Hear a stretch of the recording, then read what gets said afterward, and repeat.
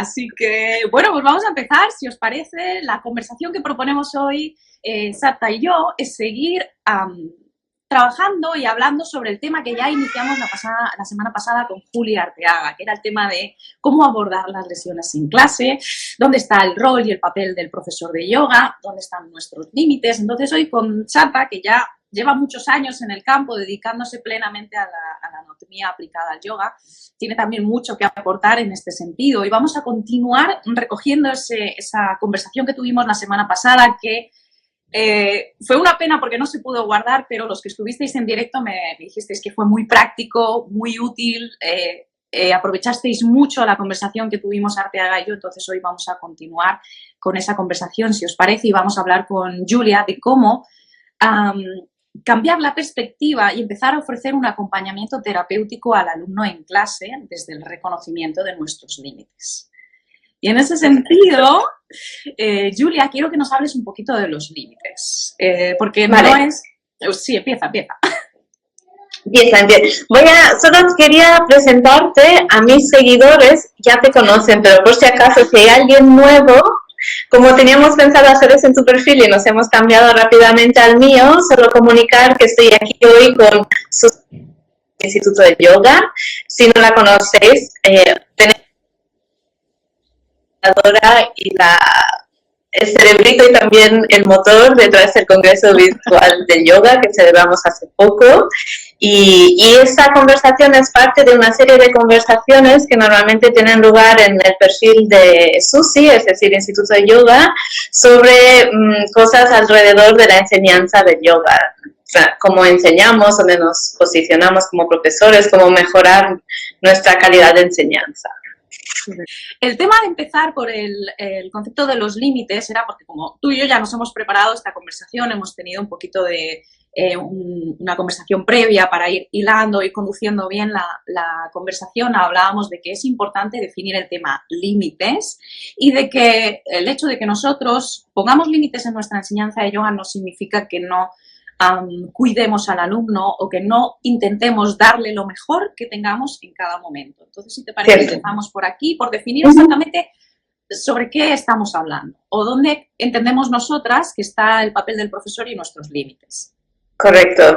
Entonces, los límites para mí es lo que nos sirven para mejor cuidar de los alumnos. Entonces, desde los límites nos situamos en nuestro rol de profesor de yoga que escogemos nosotros y ahí los límites nos sirven para cuidar la relación con el alumno, para que sea una relación que se llama relación terapéutica, una relación sana, una relación cuidadosa.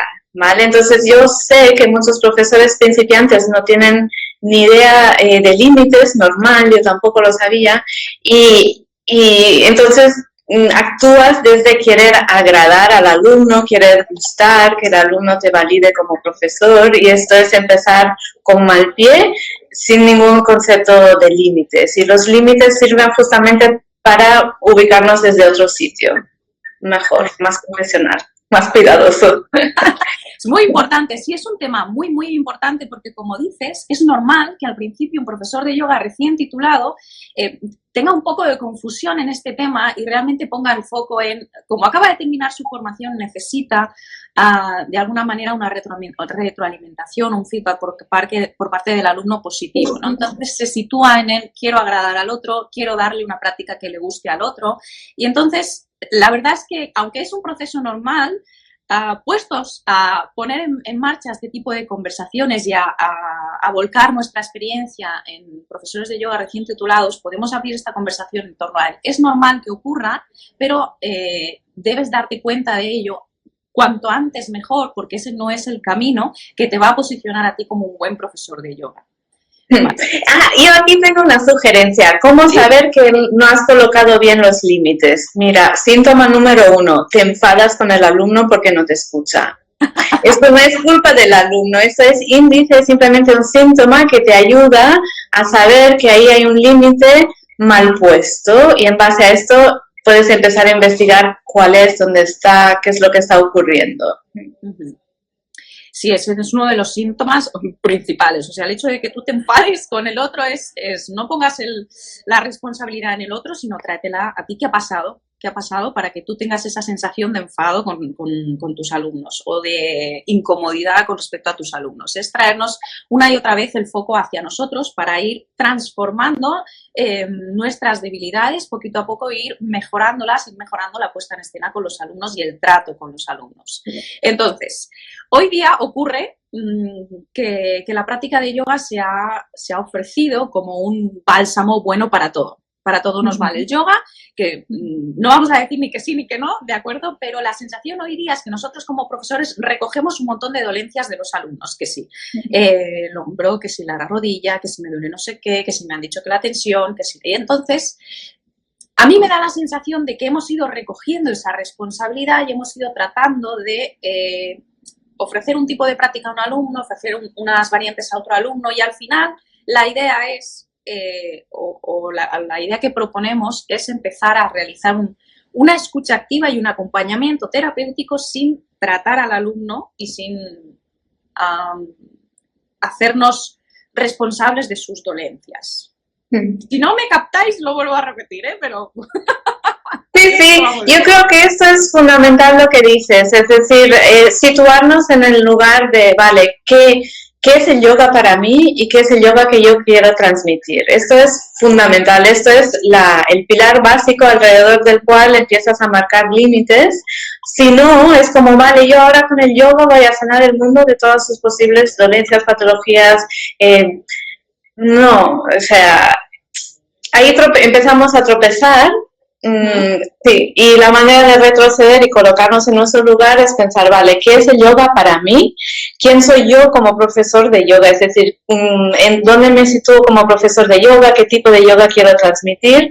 ¿Para quién es el yoga que yo imparto? ¿Cuál es el alumno que puede recibir con mayor atención y con mayor beneficio todo eso que yo estoy dispuesto a transmitir y que se me da bien transmitir? Aquí hay un trabajo muy, muy valiente de reconocimiento de tus propias fortalezas y de tus propias debilidades. Es decir, si llega un alumno con una dolencia concreta y tú, por tu experiencia o por tu formación, no estás preparado ni te sientes seguro para tener esa dolencia en clase, la opción más inteligente y la más valiente es entregar a ese alumno, es recomendarle que continúe con aquel profesor que sí tiene esa formación o con aquella profesora que sabes que sí puede que sí puede recoger esa dolencia y hacer una práctica quizá más personalizada. No lo sé, es el hecho una vez más de conocernos, como dices, y trabajar desde ahí. Sí, y eso tú también lo enseñas, el tema del alumno ideal, ¿no? En tu curso Yogi Emprendedor es fundamental. Si no sabes quién es tu alumno ideal, pues ya empiezas un poco mal, porque ahí es cuando empiezas a querer gustar a todo el mundo y no puedes, menos en una clase grupal. Es decir, si una persona necesita un cuidado individual en una clase grupal, ¿qué haces? No es que no seas buen profesor, que no sepas lo que es el yoga, que no sepas transmitir, es simplemente una cuestión de límites. Has dejado entrar en tu clase una persona que no puede practicar en un contexto grupal, y ahí es cuestión de cada uno situarse en su sitio, al alumno de clases individuales o derivar a otra persona, etcétera. Exacto, para mí es la base de un buen profesional de la enseñanza de yoga. Lo primero de todo es conocerse a uno mismo, o sea, es saber qué me apetece a mí compartir, qué puedo compartir en este momento con seguridad y con confianza. Y una vez hecho ese trabajo de conocerme, que es el propio camino del yoga, ¿no? De saber dónde está mi verdad y mi transmisión y mi enfoque, es decidir o por lo menos no decidir, sino perfilar ese alumno ideal, ese alumno concreto que va a poder recibir todo eso que yo transmito de la mejor manera posible. Ese es mi alumno ideal. No se supone, o sea, no es que yo me vaya a poner en la puerta a restringir, vale, tú si entras, tú no entras, sino que esto es un trabajo de vibración, esto es un trabajo de crecimiento. Yo lo perfilo ese perfil, ese alumno ideal, pero a partir de ahí sigo trabajando, porque ese es el alumno ideal que puede recibir, pues eso, como he dicho, al 100% todo lo que yo voy a transmitir. Entonces, una vez hecho ese trabajo, no obstante, Julia, sí que nos encontramos en clase estas cuestiones. El tema de, pues me duele tal, cómo varío esto, que mi menisco no sé qué. Entonces, desde tu papel, o sea, desde tu posición como profesora de yoga, como experta en anatomía y además como terapeuta de masaje Rolfing, ¿cómo podemos tratar esto dentro de clase? Y aquí, si te parece, lo empezamos a hilvanar con la escucha activa y el proceso de acompañamiento al alumno. Sí, sí, yo creo que eso, me encanta que hables de la escucha activa porque me gusta mucho pensar en esto y introducirlo ahora, ¿no? De forma pública en las redes, porque es algo que no tenemos bien en cuenta.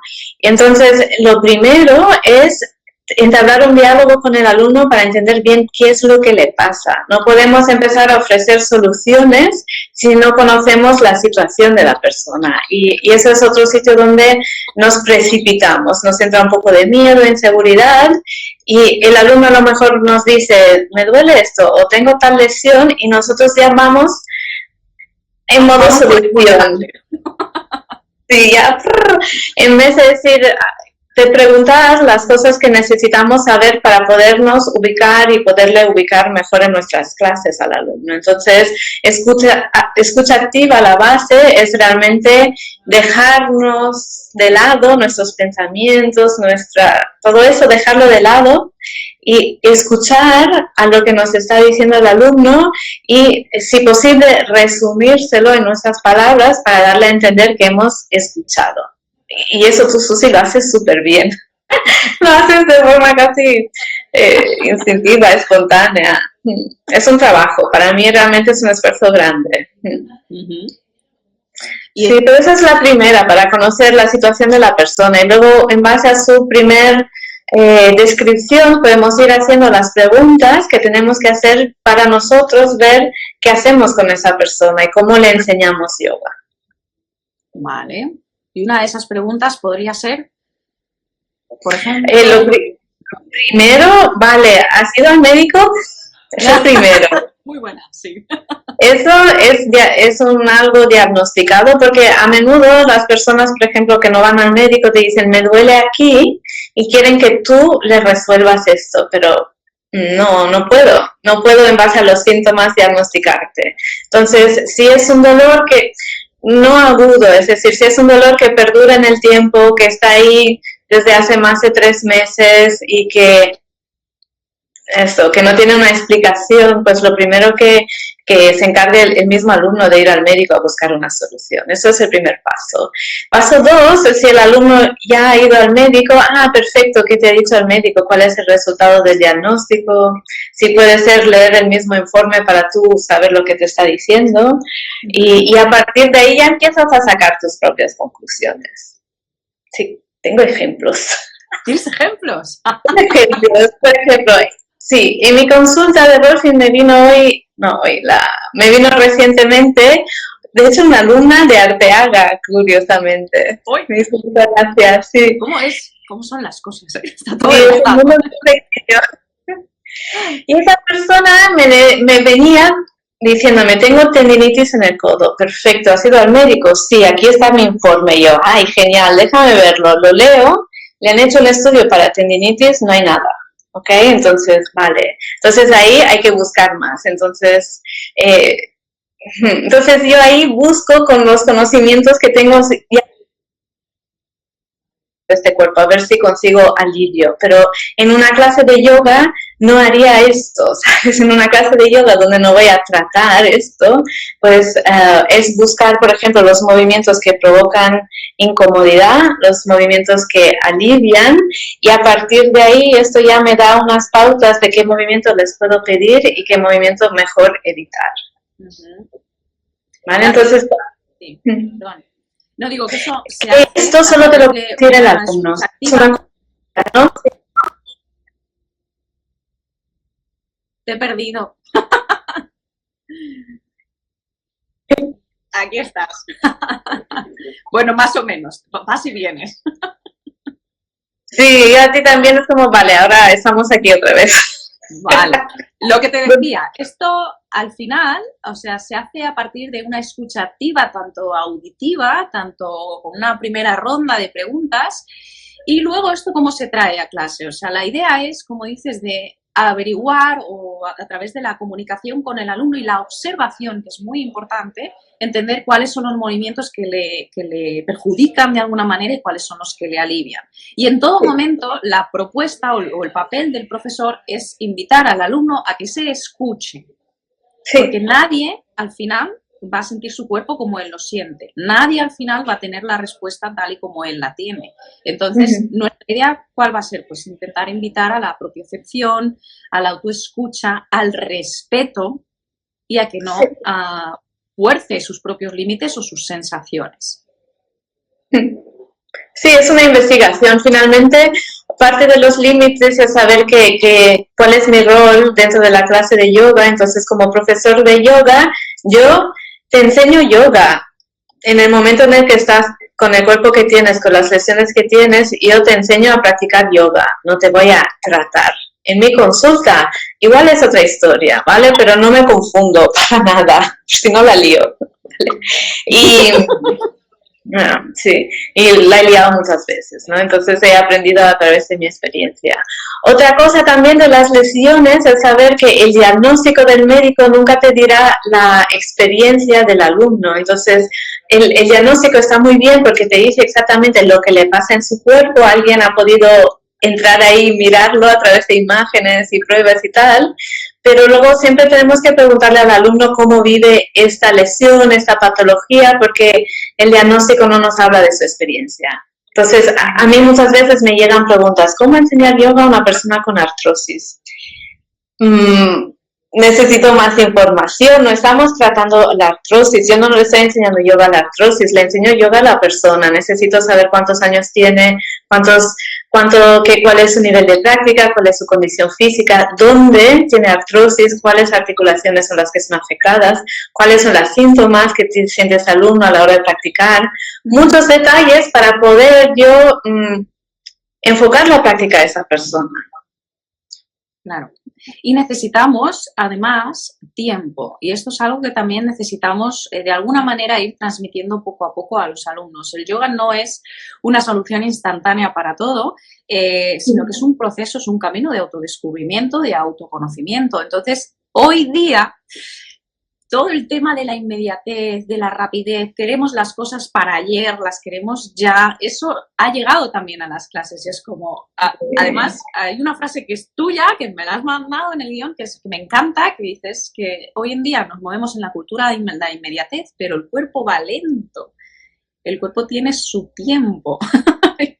Y eso es difícil de asumir, pero es algo que yo considero que debe estar también... que debe transmitirse a través de las clases y debe transmitirse desde tu papel como profesor de yoga. Sí, exacto. El cuerpo tiene su propio tiempo y el cuerpo con el tiempo cambia, tanto para bien como para mal según el uso que hagamos de él, ¿no? El sedentarismo nos perjudica negativamente. Con el tiempo, estar sentados toda la vida y movernos poco, pues trae consecuencias. Al igual que hacer yoga trae consecuencias positivas, pero es a lo largo del tiempo, no es de hoy para mañana, no es, ay, me duele esto y quiero que mañana esté bien, o, ay, quiero lograr Padmasana, ya. No, es que no funciona así, por mucho que lo deseemos, hay que respetar los límites del cuerpo y la práctica del yoga es un autodescubrimiento, un proceso acompañado por el profesor, un proceso de autoescucha, de autoconocimiento, de investigación, pasito a pasito. Y añadir que como venimos de una cultura que es consumista, nosotros el yoga lo abordamos como algo material, como quiero lograr esa postura.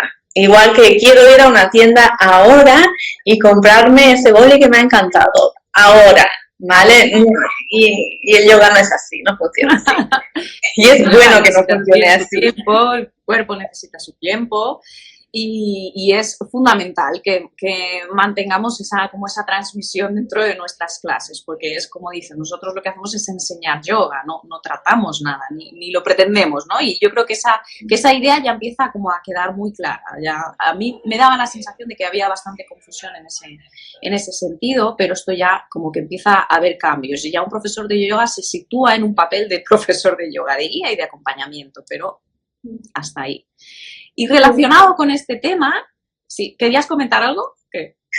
Sí, también decir que también confiar en la misma práctica, es decir, el yoga, la misma práctica de yoga a lo largo del tiempo resuelve situaciones físicas molestas, ¿vale? Sí, Pero eso solo se ve a posteriori, pero mucha gente viene porque le duele la espalda, porque esto, porque lo otro, y con el tiempo pues estas molestias van en disminución a través de la misma práctica, a través del tipo de estiramiento que se realizan. Es decir, hay que confiar como profesor de yoga también que la práctica tiene sus efectos positivos, sí, globales. Claro, es evidente que la práctica de yoga tiene unos beneficios inmediatos, es decir, nadie se arrepiente normalmente de ir a su clase de yoga porque cuando acaban tienen una sensación como de plenitud, es decir, se han escuchado, se han sentido, se sienten bien. Luego, la práctica, es genial que hayas traído ese tema porque el confiar en la propia práctica y en sus beneficios a largo plazo es fundamental y eso está ahí. El tema es, yo no voy a prometer como profesor de yoga, no le voy a prometer a una persona que se va a curar con la práctica, porque eso está totalmente fuera de no puedes, mira, yo llevo años trabajando con personas que me vienen con diferentes tipos de dolencias, tal, y a pesar de que tengo mucha experiencia, no puedo prometer nada a nadie porque yo no puedo ver el futuro, ¿sabes? Yo solo puedo ver el ahora y intervenir en el ahora. Y cuando te sitúas en ese lugar, también para mí, saberme situar en ese sitio ha sido una gran liberación. Sí. Y hago mejor mi trabajo. Exacto, sí. Haces mejor. Es que cuando tú conoces, o sea, dónde están mis límites, dónde están mis responsabilidades, dónde está mi capacidad, eso te, joder, te quita un peso de encima tremendo. Porque claro, todo lo demás es como una ansia constante de, ay, ¿qué le digo a este alumno? Ay, ¿cómo vamos a abordar esto? Ay, voy a investigar más sobre este tema. Es como, no te viene bien ahora o tú no estás capacitado para hacerlo, derívalo a otro profesional o a otro profesor, ¿no? Esos son los límites. Los límites no es que yo no quiero enseñar Virabhadrasana a uno.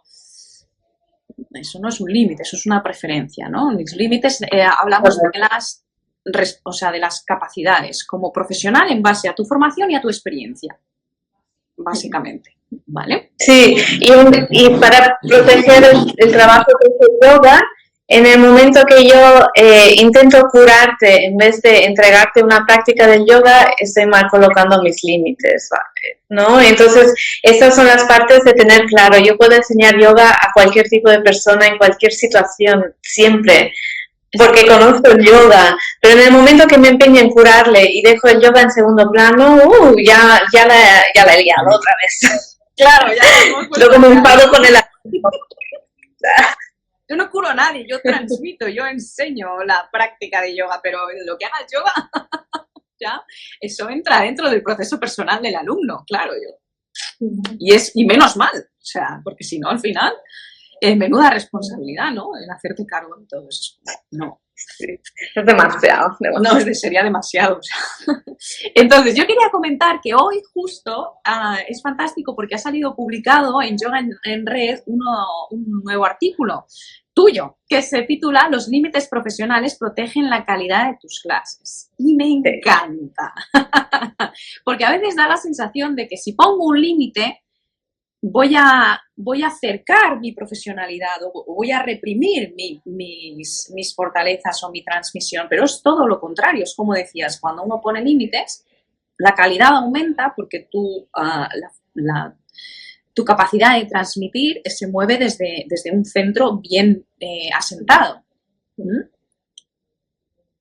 Sí, así es. Además, en el artículo he dado como pautas prácticas para que los que lo lean puedan implementarlas ya, para que no quede un poco en el abstracto, que es un límite, ¿no? Entonces, he puesto 3 preguntitas para uno ubicarse.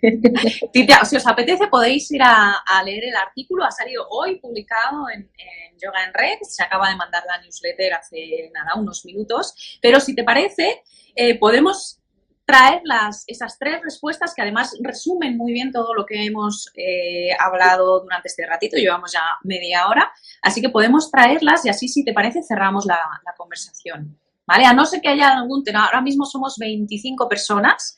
Si alguna tiene alguna pregunta en concreto, la podemos responder durante estos próximos minutos y si no, y mientras vamos hablando de esas 3 preguntas que tú propones en el artículo de Yoga en Red.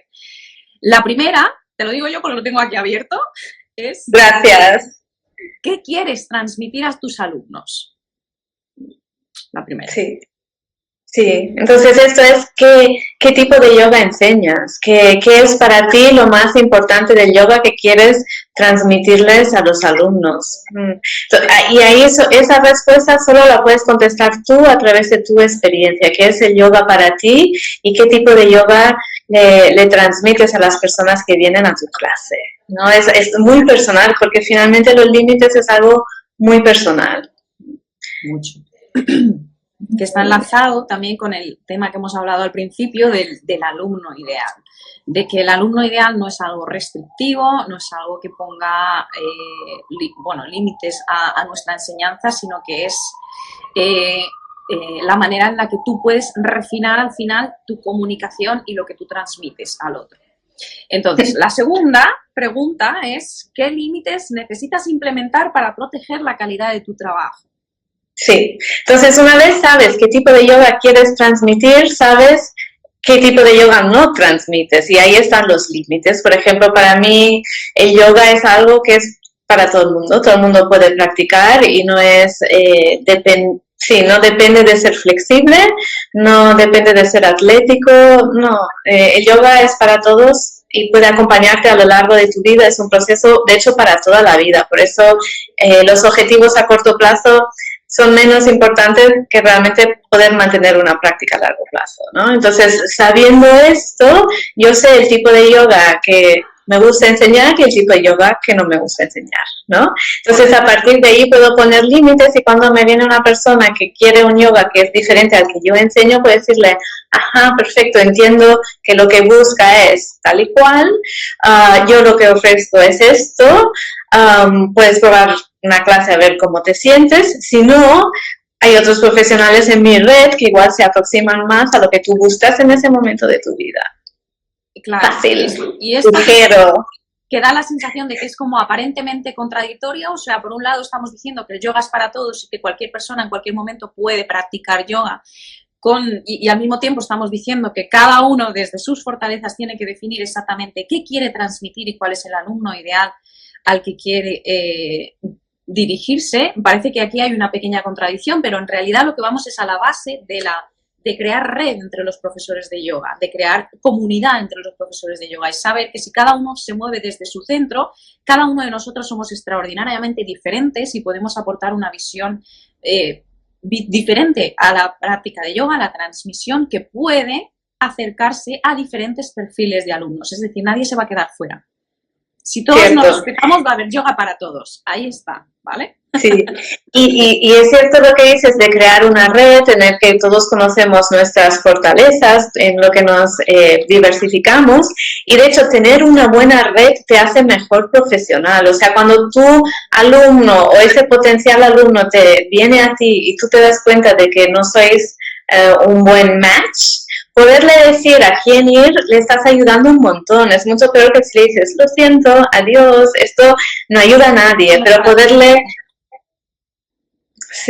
derivar es una gran ayuda a alguien bueno. Es una gran ayuda y además esa persona se siente también como escuchada y se siente atendida, porque mira qué bien, que, o sea, aquí no me pueden atender, pero ella misma me recomienda a otro profesional que sabe, o sea, lo decide desde el conocimiento de mi situación, ¿no? De mi particularidad en este momento. Entonces, eso también habla muy bien de ti. Al final, la comunidad es un plus. Sí, los contactos nos hacen crecer entre nosotros, porque el día de mañana, pues será el otro profesor el que te mande a ti. Claro. ¿No? ¿De acuerdo? Y la tercera de las tres de las tres preguntas que propones en el artículo es ¿cómo comunicas tus límites?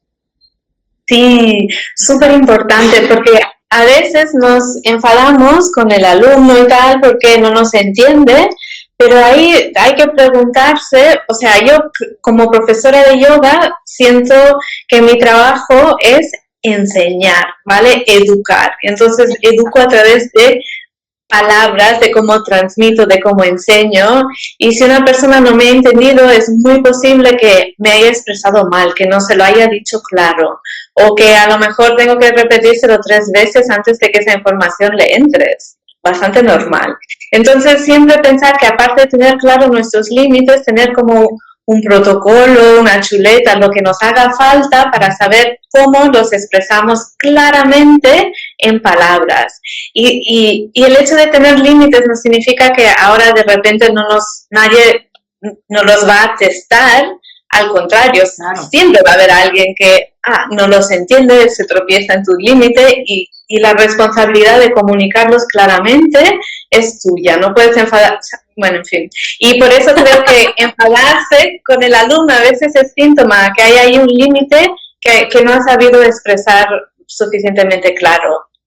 Exacto, dice Yoga con Blanca, la tercera pregunta me parece muy interesante, claro, y es realmente ese momento en clase donde nosotros ponemos en marcha y ponemos en acción todo esto de lo que estamos hablando, que parece que es como muy ligero, ¿no? ¿Cómo traemos todo esto realmente a las clases? Y es haciendo ese trabajo de autoconocimiento, de saber qué quiero transmitir y luego de ir trabajando y mejorando de manera proactiva en una comunicación asertiva, en una comunicación que deje espacio al alumno, pero que marque también mi profesionalidad, desde dónde me muevo yo y qué te puedo ofrecer a ti. Y eso, pues como ha dicho Julia, un protocolo de recepción del alumno, unas pequeñas preguntas, una toma de contacto personal cuando una persona nueva viene a tu clase.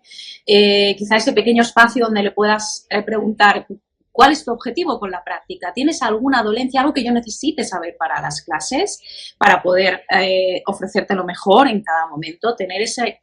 Al final es el contacto persona a persona, sí, es el conocernos, sí, es el, claro, el respetarnos, el intentar posicionarnos en no voy a soltar instrucciones o no voy a liarme a hablar sin ton ni son, sino que voy a mantener esa capacidad o esa intención de seguir mejorando el cómo me comunico en clase para que luego no lleguen estos momentos de confusión, ¿no? O de que yo me enfado con un alumno porque ha entendido algo y es como, a ver, pero vamos a dar un paso atrás. ¿Qué es lo que yo he dicho en clase? ¿O cómo se lo he sugerido? Y a partir de ahí seguimos mejorando. Y sí, siempre. Eso no... Siempre. No es que cuanto más sabes, o sea, cuanto más aprendes o más avanzas, te das cuenta de que menos sabes. O sea, esto es...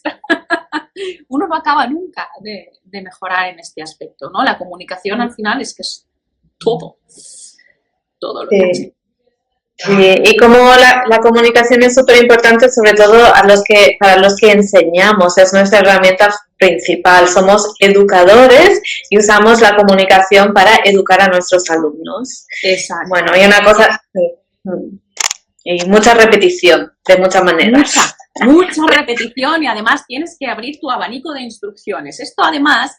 Los que estáis dentro de la comunidad del Instituto de Yoga, ahora mismo tenemos en marcha como una serie de artículos que se llama Ciclo de Arquitectura Pedagógica, donde trabajamos precisamente el tema de la comunicación en clase, todo ese trabajo que se desenvuelve dentro de una clase, de la dirección de una clase. Y esta semana hemos trabajado sobre el diseño de secuencias, la semana que viene hablaremos de la línea pedagógica, pero la tercera hablamos de la transmisión de la enseñanza, de cuáles son las palabras y las metáforas, el tono que tú utilizas para transmitir todo eso en clase, porque es muy importante. Entonces, tienes que repetir mucho y o sea, desplaza ya, pon en contexto esa sensación de, ay, es que se van a aburrir o me estoy repitiendo demasiado, porque eso lo tienes que hacer, porque todos tus alumnos no te escuchan igual, ni te escuchan siempre en el mismo momento, ni entienden siempre las instrucciones de la misma manera. Tú tienes que tener un abanico a la hora, un repertorio a la hora de comunicarte para llegar a todos tus alumnos.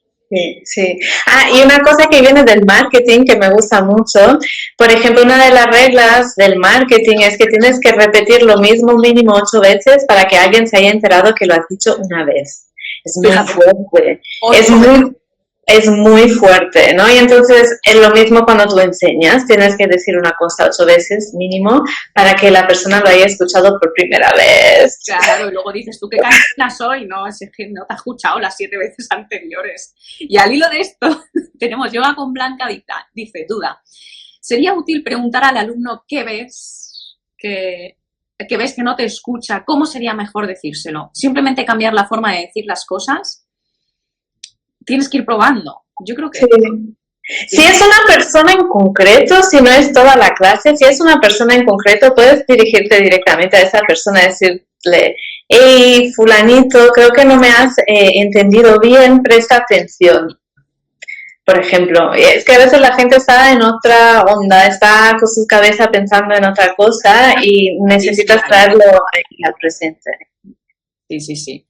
Yo hay una frase que a veces cuando veo que se me dispersan mucho, se la lanzo así sin más en clases, como, y se lo digo a toda la clase, es como, escucha las instrucciones. 1, moviliza el talón, tal, no sé qué, no sé cuántos. 2, y se lo digo así. Y cuando me pongo en ese plan, ya todos, que sí. Algo me he perdido. Susi está diciendo las instrucciones, pero se lo suelto así. Escucha las instrucciones.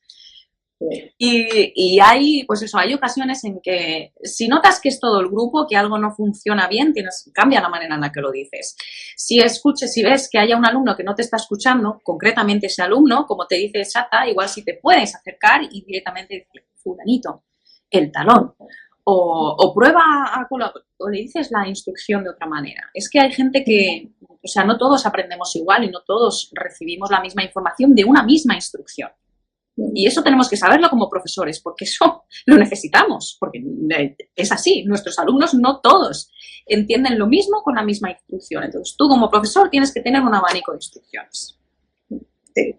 Sí. Una cosa que acabas de hacer de forma automática es cambiar el tono de la voz. Has subido el tono de la voz en plan, escúchame, ¿sabes? Eso hace que ya sin ni saber lo que has dicho, ya, uy, ¿qué ha pasado? Me he perdido algo. Es que el tono es muy importante, claro, no es lo mismo que utilices un tono en una... pues esto es un contraste muy gordo, o sea, muy diferente, pero claro, no es lo mismo el tono que tú utilizas en una meditación guiada, una relajación guiada, que el tono que utilizas dentro de un vinyasa, con los chaturangas, con los upamukkas, o sea, no, tú tienes que amoldarte a la energía y al ritmo que hay en ese momento en clase. Entonces, llegado ese momento en que nadie te escucha, es como, presta atención a las instrucciones y cambias el tono, te posicionas. Entonces es... Claro, dice Nata, dice, yo les digo, volvamos a la clase de yoga, estamos aquí. Claro, también es como, tráetelos al momento presente, no te están escuchando, pues tú ahí tu instrucción o tu sugerencia, volvamos a la clase, os habéis ido. Bueno, pues ahí estás tú para volver a traerlos al presente, ese es tu papel, el guiarlos, una y otra vez, porque se van a ir de manera continua. Entonces, bueno, pues la repetición es algo que debemos asumir. Sí, y que aunque no te lo digan, los alumnos te lo agradecen, porque para eso vienen a clase, para que les vuelvas a traer al presente, porque nuestra mente fácilmente se dispersa y luego estamos como estamos. Exactamente. Entonces, bueno, si te parece, ya son menos cuarto, ¿cómo nos liamos? O sea, acuérdate de que has empezado tú el directo, tienes que guardarlo, que no nos pase lo mismo que la semana pasada. Entonces, al lío... A repetir, dice Yoga con Blanca, exacto, a repetir, sin parar. Al hilo de todo lo que estamos hablando, de lo que iniciamos la semana pasada, de lo que estamos hablando del ciclo de artículos del Instituto de Yoga también, que estamos ahí en esa movida, dentro de poquito, estar atentos a las redes de Julia Sata, porque viene algo muy, muy, muy enfocado a este tema que nos ayuda y nos hace crecer como profesores. Entonces, estar ahí atentos, porque ya queda muy poquito y es una propuesta súper interesante para seguir mejorando como profesores de yoga. ¿Algo más? Y a tus redes también, se vienen cosas interesantes por todas partes. Exactamente. Todo con todo nuestro amor enfocado a que sigamos mejorando la calidad de la enseñanza de yoga, que para eso estamos aquí. Así que espero, nada, Chata, muchas gracias por invitarme al final a tu Instagram. Espero que todos hayan disfrutado de la conversación. Somos ahora mismo 35 personas. Yo me siento muy agradecida por la presencia de cada uno de ellos. Y nada, pues seguimos sintiéndonos, leyéndonos y escuchándonos por las redes. ¿De acuerdo? Sí, estamos muy activas por aquí. Sí. Hala, pues a disfrutar del día. Muchas gracias a todos. Y chao. Gracias. Adiós. Chao.